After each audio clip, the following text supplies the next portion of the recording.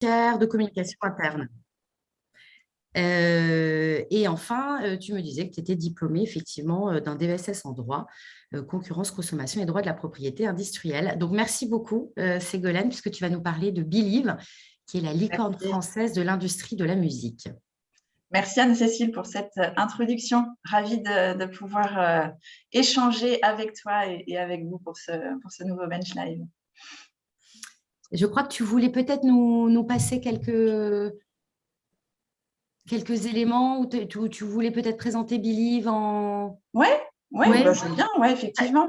Bah, si on avait été en présentiel, je pense que j'aurais demandé à l'assistance de me dire s'il connaissait Believe. Et à mon avis, je pense qu'il n'y aurait peut-être pas eu que des mains levées, puisque Believe n'est pas forcément très connu du grand public. Donc, en deux mots, en fait, Believe, c'est effectivement un groupe français qui est présent dans plus de 50 pays dans le monde, qui a été créé en fait en 2005 par notre CEO actuel, Denis Ladegaillerie, qui est un homme en fait assez visionnaire et qui a su en fait parier très très tôt sur le fait que le monde de la musique allait connaître une véritable révolution digitale, avec deux convictions. La première, c'est que la consommation de la musique allait évoluer avec notamment l'avènement du streaming. Il y croyait déjà il y a 15 ans. Et puis, deuxième conviction qui était que en fait, la démocratisation de la musique avec ce qu'on appelle l'autoproduction et puis l'autopromotion allait offrir en fait des opportunités nouvelles, folles pour les créateurs de musique et pour les artistes.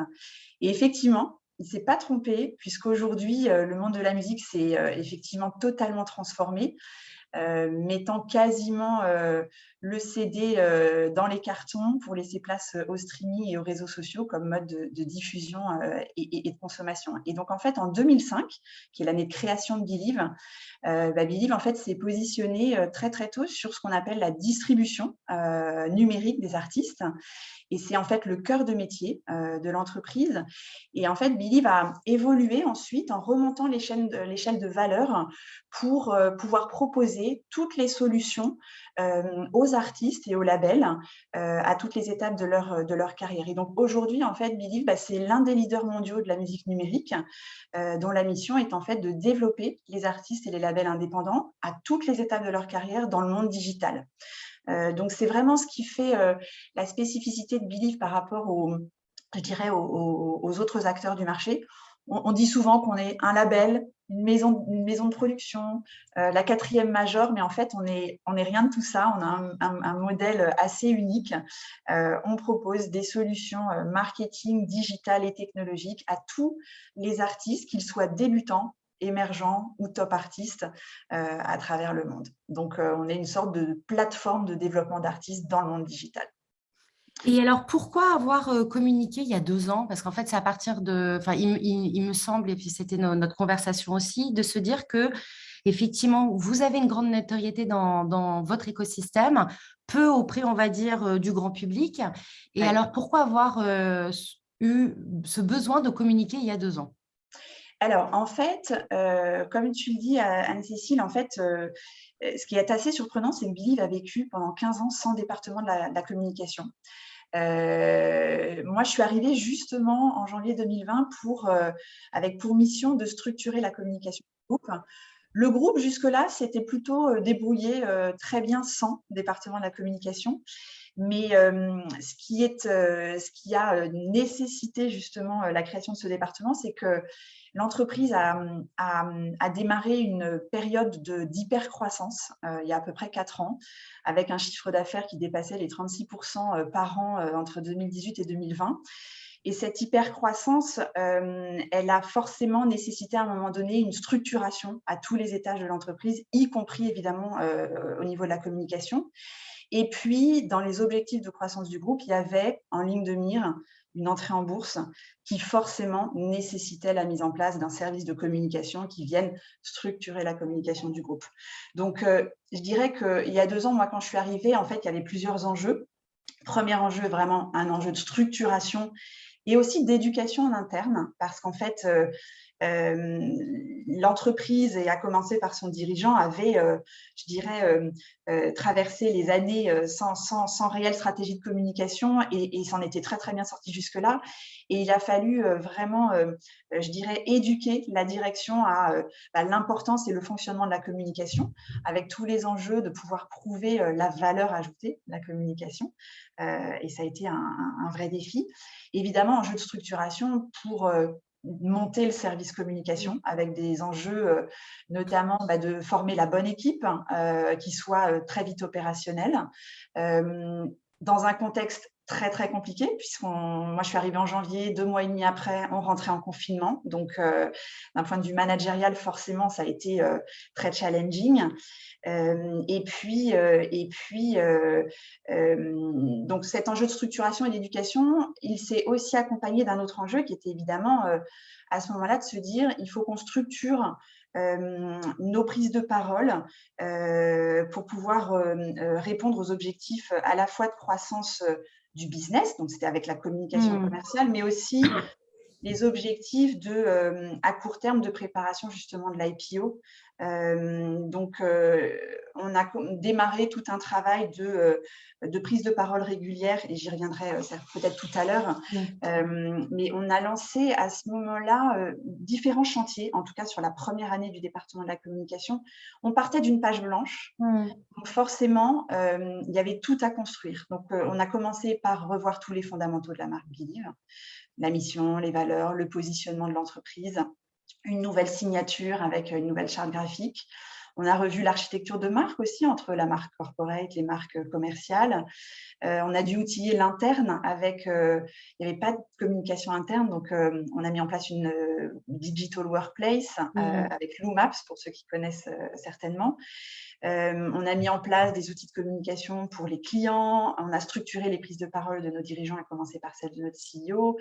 On a fait toute une refonte de l'écosystème digital de Believe avec un relancement du site internet et l'optimisation de nos réseaux sociaux. Donc, vraiment, les chantiers, il y a 2 ans qu'on a pris en main, étaient tous azimuts. Et c'est vrai que ça a été très, très intense pour l'équipe parce qu'il a fallu vraiment poser tous les fondamentaux de la communication au démarrage. J'ai une question. Quand on arrive dans une entreprise où il n'y a pas effectivement de culture de la communication, on commence par quoi? Et bien justement, le tout premier chantier qu'on a mis en place, c'est de redéfinir les fondamentaux de la marque Believe. Ouais. Donc, on s'est attelé à construire ce qu'on appelait notre brand book pour pouvoir établir, je dirais, une culture commune au sein qui puisse fédérer l'ensemble des collaborateurs, pour que les collaborateurs aient une sorte d'aiguillon et comprennent qui est vraiment Believe, pour qui il travaille, quelle est la mission de l'entreprise, quelles sont les valeurs dans l'entreprise.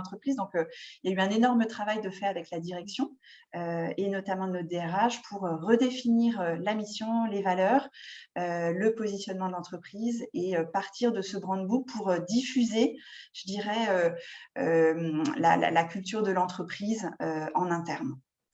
Et alors, donc, ton parcours est Procter & Gamble, Amazon. Qu'est-ce qui te pousse finalement à travailler dans une start-up? Parce qu'on imagine assez aisément que ce sont des groupes qui sont structurés de façon très différente. Ouais. Est-ce qu'il y a eu un choc culturel? Évidemment, oui. Moi, effectivement, donc j'ai fait toutes mes armes chez Procter, où j'ai passé 17 ans, et après, j'ai fait un passage chez Amazon. Donc, forcément, boîte multinationale, très américaine dans leur culture, avec énormément de structures, justement, beaucoup de process, une logique matricielle très forte. Et justement, en partant dans une… alors, Believe n'est plus une start-up, c'est maintenant ce qu'on appelle une scale-up. Bien sûr, exactement. On est passé licorne. Ouais. Devenu licorne cette année, ouais. Oui, exactement. Et en fait, justement, j'avais très envie de partir sur toute autre chose, d'aller sur… déjà, j'avais envie de rejoindre un groupe français parce que j'avais envie de découvrir ce que c'est que travailler pour une boîte française après 2 entreprises américaines très internationales. Et puis, j'avais envie aussi de participer à une aventure entrepreneuriale parce que finalement, même si Believe a 15 ans, enfin un peu plus de 15 ans aujourd'hui, ça ça reste une entreprise vraiment à dimension humaine, à taille humaine. Et ça, j'avais très envie justement d'aller sur une taille d'entreprise un peu plus, un peu plus petite. J'avais aussi envie la mission qui m'était confiée était hyper intéressante parce que c'était rejoindre l'entreprise à un moment clé de sa vie avec cette IPO qui allait arriver. Et donc, forcément, c'était je dirais une expérience qui s'annonçait très enrichissante et effectivement, elle l'est. Et puis, voilà, je savais qu'effectivement, le mode managérial allait être très différent. Et effectivement, tu parlais de choc des cultures. Oui, il y a eu vraiment un choc des cultures. Choc des cultures parce que quand on est dans une scale-up, il y a une agilité très forte, évidemment. Ça va très vite. Ça change souvent de direction. Donc, il faut savoir manœuvrer dans cet environnement et ce n'est pas toujours très simple. Il y a aussi, je dirais, ce qui fait une grosse différence, c'est la gestion du risque. J'ai un patron qui a une notion de la gestion du risque assez forte, encore très entrepreneur dans son état d'esprit, et c'est ça qui est aussi extrêmement excitant, mais parfois difficile. Il faut savoir gérer cette notion du risque qui est beaucoup plus forte. Il est prêt lui-même à prendre plus de risques, donc forcément, quand on est communicant, on est là aussi pour dire attention, mettre des garde-fous, et c'est pas toujours évident à gérer. Et puis, la grosse différence avec les grands groupes, quand on passe d'un grand groupe à une scale-up, une start-up, c'est l'hyper-croissance avec cette organisation qui grossit très, très vite et qui nécessite des ajustements en termes de communication et interne et externe très forts. Pour accompagner la croissance. Et ça, j'utilise une expression, je suis passée du paquebot à l'offshore, en fait. Et c'est vrai, c'est vraiment vrai. Il y a une différence de fonctionnement managérial, de vitesse, d'agilité et de gestion de risque qui est très différente, je trouve. Et c'est lié c'est lié à la structure ou c'est lié à la culture aussi de sa direction Je pense que c'est lié aux deux, très certainement, bien sûr. Alors, c'est ma première expérience de scale-up, donc c'est un peu difficile pour moi de comparer. Il faudrait pouvoir poser la question si dans l'assistance, il y a d'autres personnes qui travaillent en scale-up. Mais en tout cas, à mon avis, c'est un peu des deux, je pense. Ouais. Et c'est souvent aussi très lié à la personnalité de la personne qui te commande, évidemment, des dirigeants, je pense. Ouais. Et la stratégie de communication de Believe, qu'elle soit dans le monde ou en France, quelle est la stratégie d'ailleurs que tu as mise en place depuis 2 ans? Quels sont les leviers que tu actives plus particulièrement? Est-ce qu'il y a des actions emblématiques récentes qui pour toi sont un peu des vitrines de ce que vous voulez faire ou raconter en termes de communication? Alors, la France, évidemment, c'est notre home country. Le siège est basé à Paris. Donc, forcément, toute la communication qui est faite en France est un peu notre vitrine. La France est la vitrine du groupe.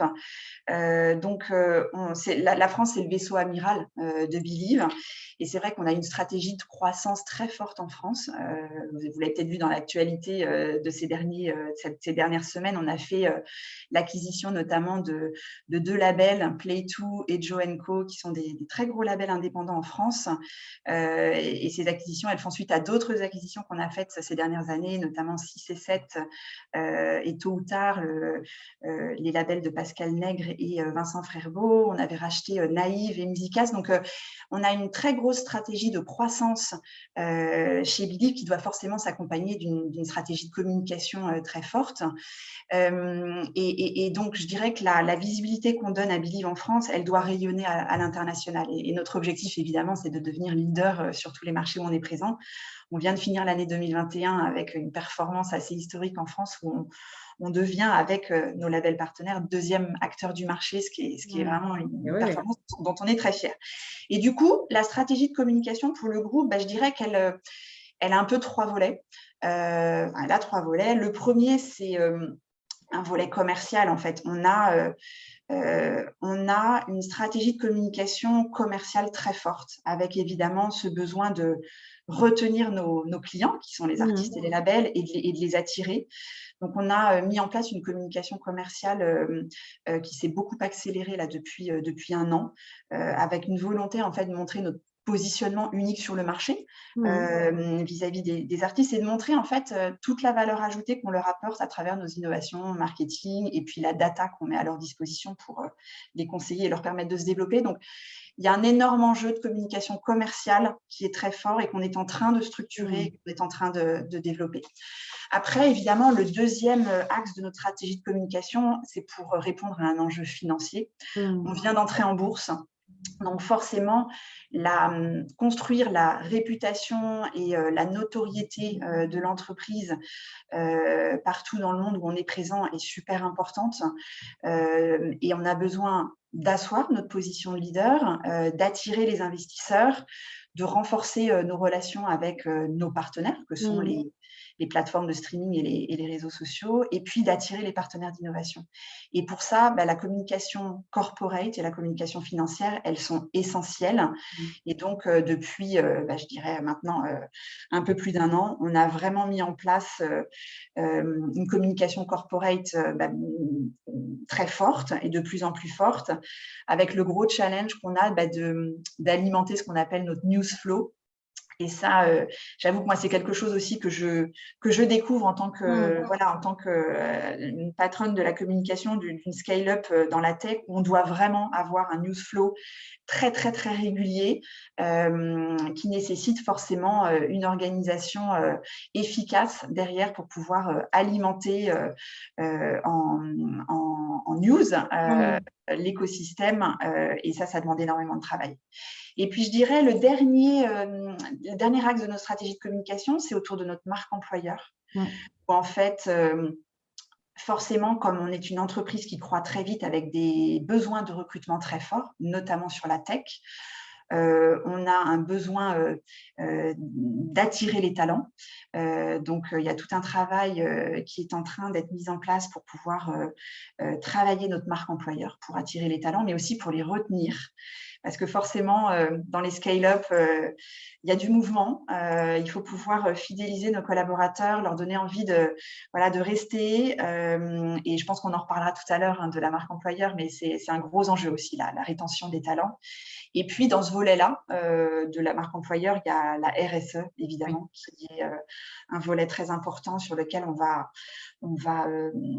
je pense, mettre des moyens de plus en plus importants. On vient tout juste de déployer notre programme qui s'appelle Shaping Music for Good, qui est donc notre stratégie de RSE. Donc, il y a tout un travail d'éducation en interne autour de cette stratégie, mais aussi à l'externe qui va être nécessaire en termes de communication. Est-ce qu'on fait un distinguo selon les marchés ou pas dans les strates de communication? Non, en fait, alors pour le coup, en tout cas, le parti pris chez Believe, c'est vraiment d'essayer d'avoir une cohérence globale de nos stratégies de communication. Donc, la stratégie du groupe doit être celle qui est appliquée en filiale. Évidemment, il peut y avoir des spécificités ici ou là liées aux spécificités locales, mais globalement, la stratégie reste la même. On a les mêmes besoins dans toutes les filiales d'attraction et de rétention des talents, de rétention et d'attraction des clients, et de renforcer la marque employeur. Donc, on veut garder cette cohérence d'ensemble avec une stratégie qui est globale et locale. Ça veut dire que vous avez des relais com sur les marchés, sur les principaux marchés, ou vous gérez en Alors, direct? c'est vraiment, je dirais, ma bête noire, dans le sens où je suis arrivée donc il y a maintenant tout juste 2 ans. Avec l'IPO, l'entrée en bourse, on a eu un énorme travail au central à réaliser. Et la partie structuration de la communication dans les pays, on s'y attelle tout juste.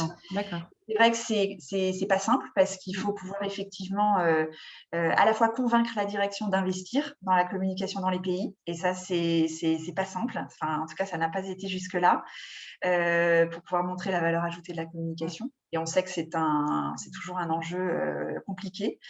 Donc, on est en train de débloquer des ressources dans les pays, sachant que la communication dans les filiales, c'est plutôt de la communication commerciale. La communication corporate étant plutôt activée par les patrons des filiales. Ouais. D'accord. Ok. Ça ça fait 2 ans qu'on a une crise mondiale sanitaire. On imagine assez aisément que Believe n'a pas été épargné. Tu disais que tu avais pris ton poste d'ailleurs avec cet impératif de monter une équipe en distanciel. Ouais. Comment vous avez affronté la crise? Quelle a été ton approche en communicante pour la gérer? Alors, c'est vrai que ça a été, ça n'a pas été simple, mais je pense Mm. que ça ne l'a été pour personne. Donc effectivement, tu le soulignais, moi je suis arrivée le 6 janvier et le 16 mars, tout le monde partait, chez soi avec son ordinateur et on était partis pour plusieurs mois de confinement. On a eu la chance chez Believe, on a la chance chez Believe d'être une organisation, très agile et très flexible et du coup, en 48 heures, l'ensemble des 1 500 collaborateurs du groupe dans les 50 pays ont été mis en télétravail et très honnêtement, on a eu de la chance. Ça s'est plutôt bien passé. En tout cas, la mise en route du télétravail s'est plutôt bien passée. On n'a pas eu de soucis organisationnels majeurs à ce niveau.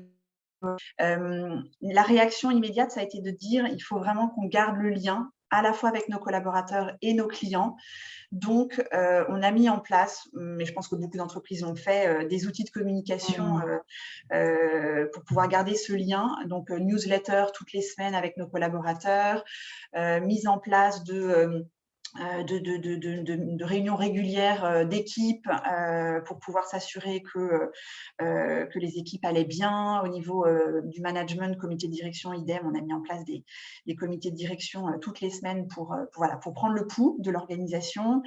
Et puis, évidemment, on a mis en place une care line pour s'assurer que les collaborateurs pouvaient trouver des solutions externes si vraiment ils n'allaient pas bien.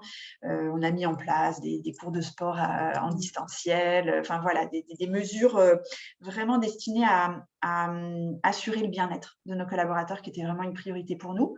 Et puis côté client, idem, il y a eu un énorme travail de fait pour les accompagner parce que forcément pour les artistes ça a été très très dur. Toute l'activité du live, du spectacle forcément a été arrêtée net. Donc les artistes se sont retrouvés chez eux bloqués à ne plus pouvoir rencontrer leur public et ça a été dur. Donc on a eu nous un rôle d'accompagnement pour leur dire justement en fait c'est une opportunité folle. Le digital justement va vous permettre de garder le lien avec vos audiences, avec vos fans. Donc, on a mis en place là aussi des newsletters pour leur donner tous les conseils possibles. On a organisé des webinaires pour nos clients, notamment avec certains partenaires, avec TikTok notamment, pour les conseiller et leur permettre de poursuivre ce lien indispensable avec leur communauté de fans. Donc, ça a été, je dirais qu'au final, cette crise du Covid, en fait, elle continue et elle est complexe à gérer dans la durée.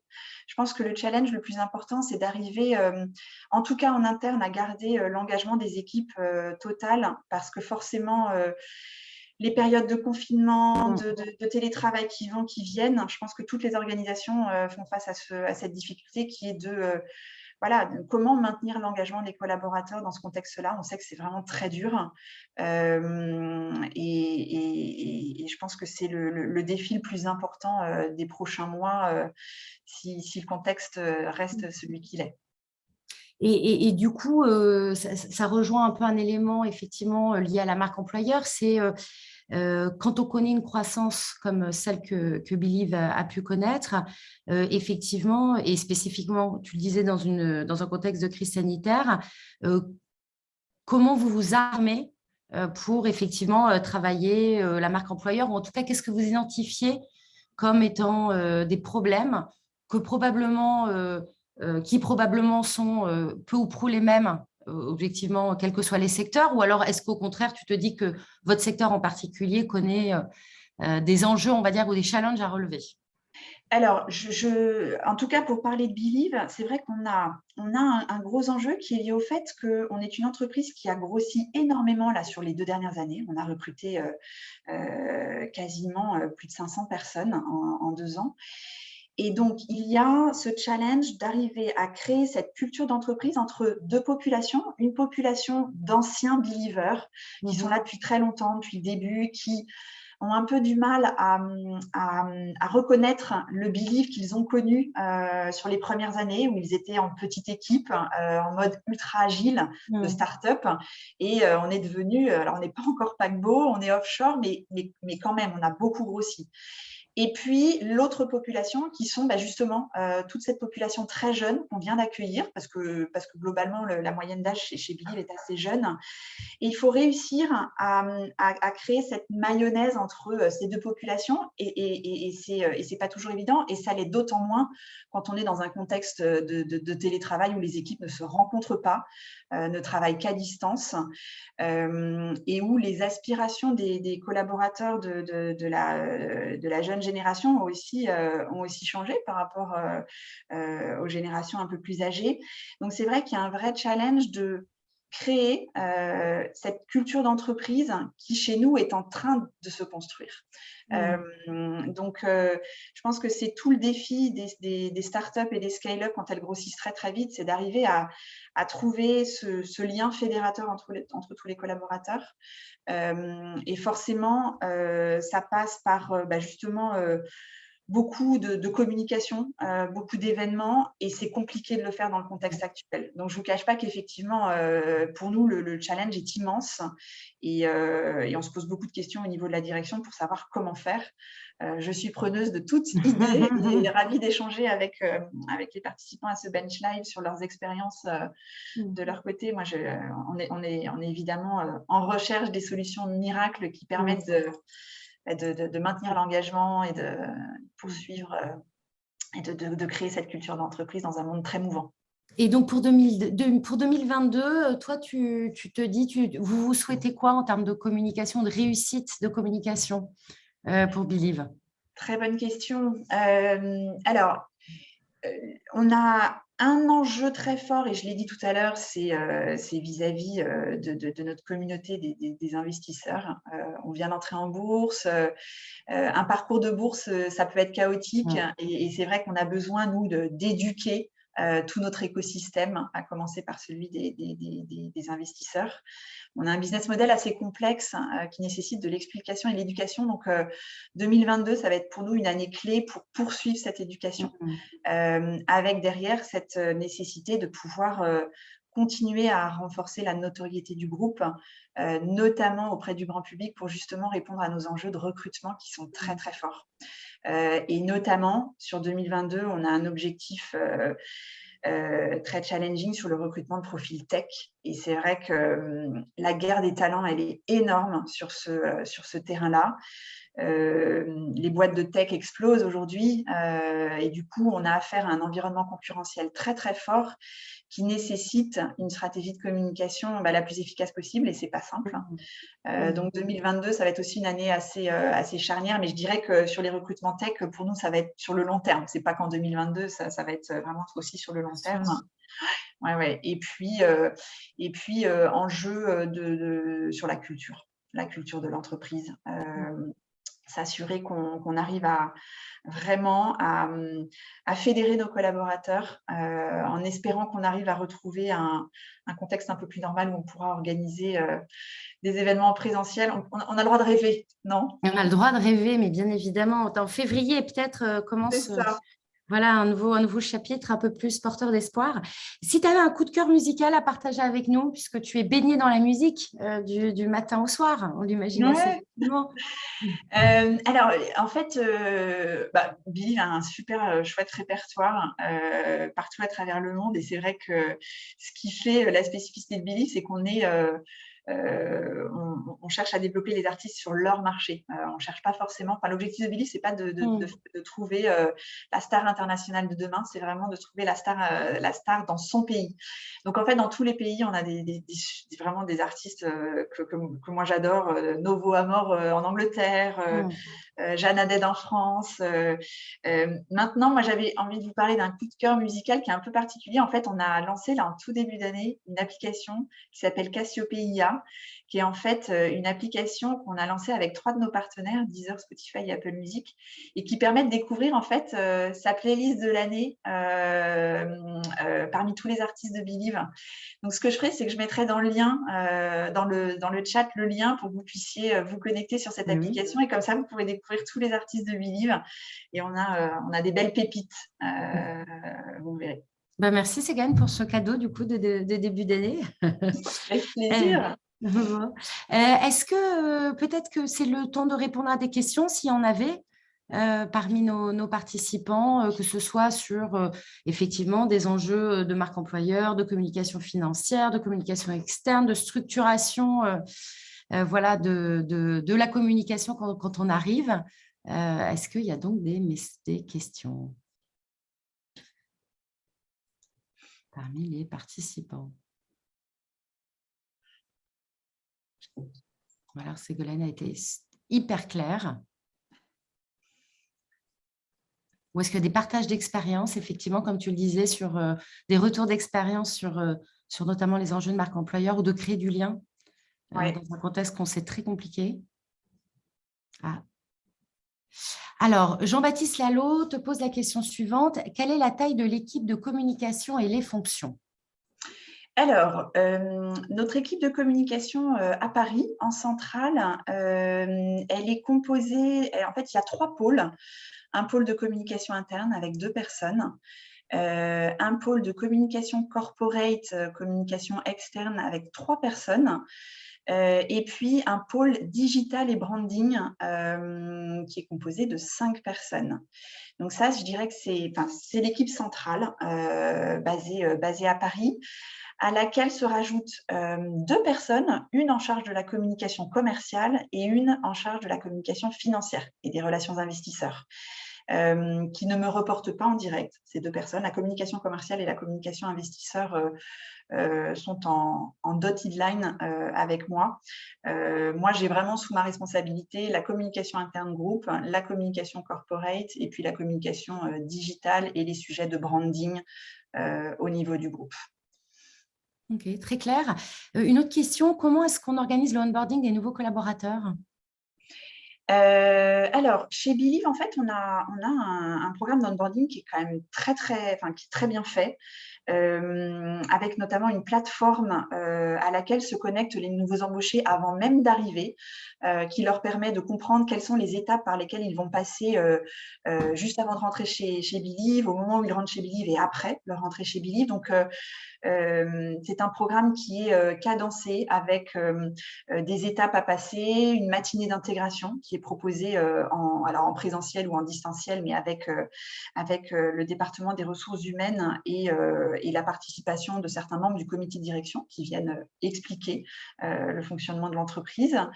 Donc, le processus d'onboarding se fait à la fois en digital et puis aussi en présentiel. Il y a vraiment un accompagnement assez fort qui est mis en place et on demande aux managers, vu le contexte, d'attacher une importance capitale justement à l'onboarding de nos collaborateurs parce que on juge que c'est absolument indispensable pour maximiser, je dirais, nos chances que l'intégration se passe bien. Donc, voilà. Quelle est à ce jour la stratégie communication de Believe côté événementiel en ces temps de crise? Est-ce que vous maintenez les projets en digital ou en présentiel à moyen terme? Alors, l'événementiel, en fait, on en a fait de 2 façons. D'abord, évidemment, en participant à des événements de l'industrie. Et ça, ce qu'on a vu, c'est que les événements se sont tous digitalisés et c'est vrai que c'est complexe. On se rend bien compte que je dirais que le retour sur investissement des événements digitaux sont toujours un peu plus, forcément plus compliqués. Mais en tout cas, voilà, on a essayé de participer un maximum à des événements de l'externe. En interne, on a organisé des webinaires, notamment pour nos clients, qui ont plutôt bien fonctionné pour ceux qu'on a mis en place. On n'en a pas forcément mis en place beaucoup, Mais en tout cas, la volonté, c'est de pouvoir poursuivre ces événements digitaux à l'attention notamment de nos clients. Évidemment, on préfère le présentiel. On se rend bien compte que c'est quand même plus efficace, que le lien que l'on crée en présentiel est beaucoup plus fort et que l'engagement qu'on obtient de nos différentes audiences quand on est en présentiel sont indéniablement plus forts. Donc, aujourd'hui, on n'a pas forcément une stratégie sur l'événementiel qui est claire. Ce qu'on sait, c'est qu'on veut pouvoir avoir des moments de rencontre avec nos audiences, que ce soit nos collaborateurs en interne, où justement on a mis en place des global webcasts. Il n'y avait pas du tout ça il y a 2 ans encore chez Believe. Donc, on a mis en place des global webcasts trimestriels pour avoir un rendez-vous une fois par trimestre avec notre CEO et l'ensemble des collaborateurs. Et puis, à l'externe, avec les clients, on essaye effectivement on va mettre en place un programme plus régulier de rencontres, donc en distanciel ou en présentiel en fonction de l'évolution de la pandémie. D'accord. Je ne sais pas s'il y a une autre question. Pour le développement de la marque employeur et le challenge de renforcer les liens entre les collaborateurs, quelle est la part de contribution de la DRH à ces enjeux? Alors, en fait, la marque employeur chez Believe, c'est la DRH qui l'a je dirais en responsabilité. Nous, la communication, on vient, je dirais, en support de la marque employeur. On les a en revanche beaucoup aidés pour définir ce qu'on appelle l'employee value proposition. Donc, il y a eu un énorme travail de fait avec notamment notre responsable de communication interne qui les a vraiment aidés à faire ce travail de définir la proposition de valeur de la marque employeur. Et puis maintenant, on travaille main dans la main avec eux pour justement porter cette marque employeur. C'est pas un sujet facile lié justement au fait que les responsabilités sont assez mixées entre la communication et les RH, mais je pense que c'est le cas dans beaucoup d'entreprises. La marque employeur, c'est toujours un sujet à la fois de RH et de communication. Et il faut trouver justement moyen d'arriver à travailler en bonne intelligence et surtout de la façon la plus efficace pour porter cette marque employeur. Donc, nous, elle est entre les mains de la DRH, mais on travaille la marque employeur vraiment main dans la main avec. Moi, j'avais une question qui était liée à l'intégration ou pas des enjeux législatifs et réglementaires qui parfois sont dans la corbeille de la communication, parfois rattachés à la direction ou à un secrétaire général. Est-ce que c'est quelque chose sur lequel aujourd'hui vous avez investi ou c'est géré au fil de l'eau en fonction des actualités tout simplement législatives et réglementaires selon les marchés au niveau européen ou au niveau français?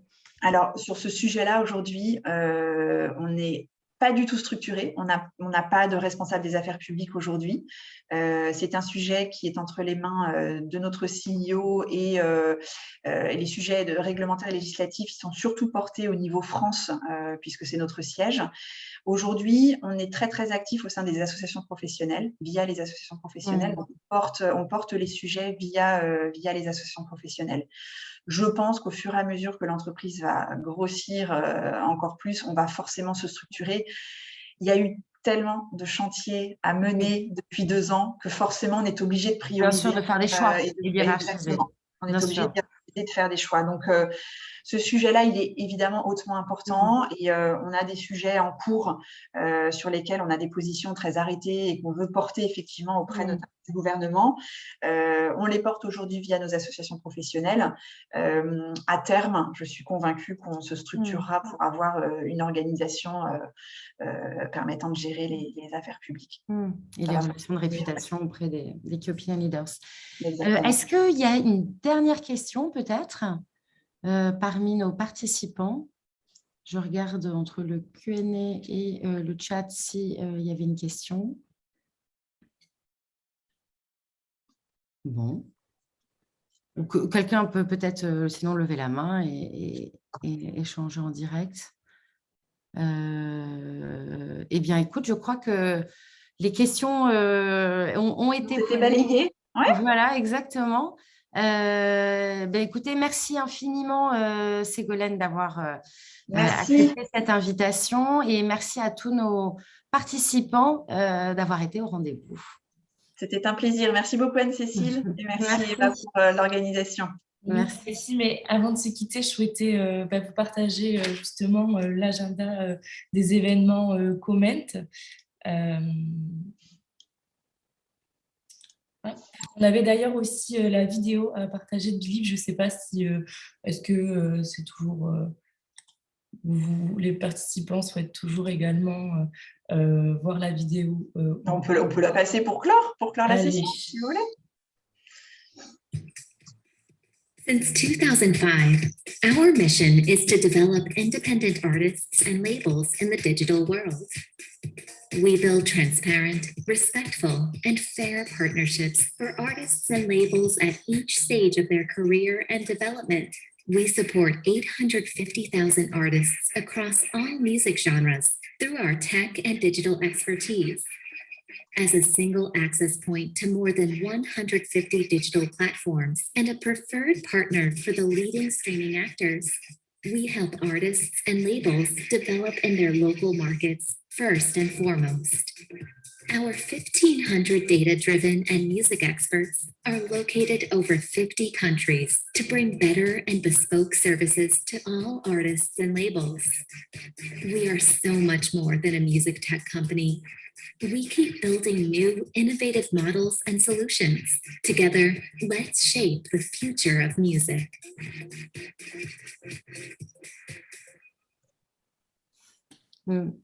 Mais merci, merci à tous. Ségolène, je crois qu'on... Ah ben voilà, parfait. Vous avez mis le lien. Je viens d'envoyer le lien. Exactement. Exactement. S'il y a encore des questions, il y a encore temps pour les participants. En attendant, donc pour conclure, voici l'agenda des événements Comment. Donc, dès la semaine prochaine, nous avons 2 autres événements. C'est le réseau des agences qui vous invite à la Maison de la Conversation le mercredi 26 à 18h30 pour savoir quels sont les nouveaux besoins de la communication, quel enjeu devra répondre la future génération dans ce métier et dans ce cadre-là, quel rôle pour les agences. Donc, des étudiants et 4 DIRCOM viennent nous partager leur retour d'expérience, leurs réflexions et les chantiers en cours. Ensuite, la même semaine, donc le 28 janvier à 9h en visio, c'est l'axe diversité, parité et inclusion qui souhaite vous éclairer sur la place et l'évolution des représentations du handicap dans les publicités des marques grâce à l'étude Kantar. Aussi, si vous vous demandez si la communication et la RSE sont compatibles, liées ou en opposition, venez nous rejoindre sur le Zoom le 2 février à 18h30. L'axe RSE s'est chargé de réunir une jolie table ronde justement pour échanger et répondre à toutes vos questions autour de ce sujet. Le 4 février, c'est le 2e Bench Live de l'année, où là, nous aurons le plaisir de recevoir Florence Pointieux, alias Chanty Delincourt, qui a décidé de changer de vie professionnelle, puisqu'elle a travaillé pendant plus de 20 ans à la direction de la communication de grands groupes du CAC 40 et aujourd'hui est devenue influenceuse patrimoine.